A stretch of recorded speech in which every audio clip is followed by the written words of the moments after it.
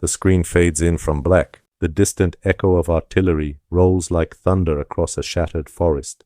A low, steady narrator's voice begins. June 1944, somewhere behind enemy lines.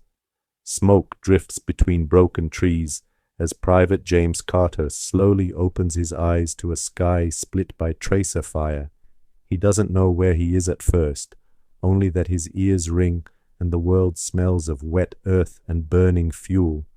Hours earlier, his platoon had advanced through the hedgerows after the landings of D-Day during World War II. Then came the explosion.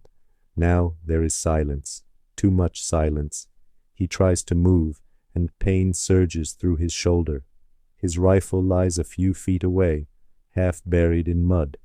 As memory returns, so does the horrifying realization. The front line shifted during the night. He isn't just lost, he's deep in enemy territory. Cut to boots marching past only meters away, foreign voices speaking sharply. James presses his face into the dirt, barely breathing, as a German patrol passes through the trees. When they're gone, he checks his gear. 1 pistol, 6 rounds, a damaged compass, and a folded letter from home. The narrator continues, calm but heavy. Alone, wounded, surrounded. Survival now depends on silence. As dusk approaches, James forces himself to move west, guided by instinct and fragments of training. The forest is alive with danger, distant engines, barking orders, the metallic clank of armored vehicles.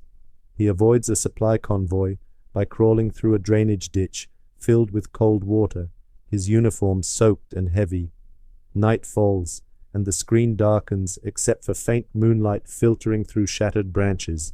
In the distance, a village glows with warm yellow lights, a cruel reminder that life continues even in war. James knows he needs water and bandages, but entering could mean capture. He waits, watching patrol routes, studying movement like a hunter studying prey. Suddenly, a barn door creaks open. A teenage girl steps out carrying a lantern. Their eyes meet. Time freezes. He slowly raises his empty hand. She hesitates, but does not scream. Instead, she gestures subtly toward the barn. Inside, beneath wooden beams and the smell of hay, she cleans his wound in silence. No shared language, only shared humanity. The narrator's voice softens. In war, enemies are drawn by borders. Compassion is not. Dawn brings danger. Soldiers search the area. Boots thud outside the barn walls.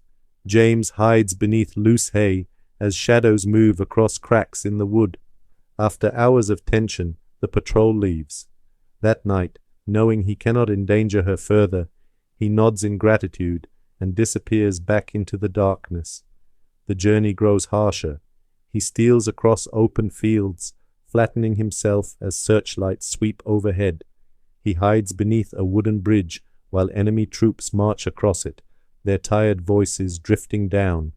Exhaustion claws at him. Doubt whispers that he won't make it. But then, artillery. Explosions erupt ahead near a river crossing. Smoke billows into the sky as Allied forces push forward. It's chaos, but chaos is opportunity.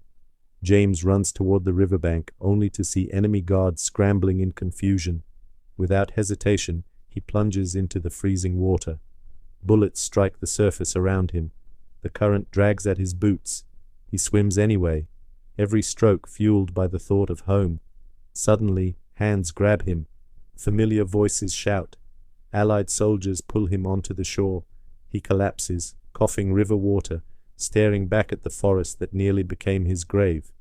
The narrator concludes as the music swells. Private James Carter survived not because he was the strongest or the fastest, but because he refused to surrender to fear.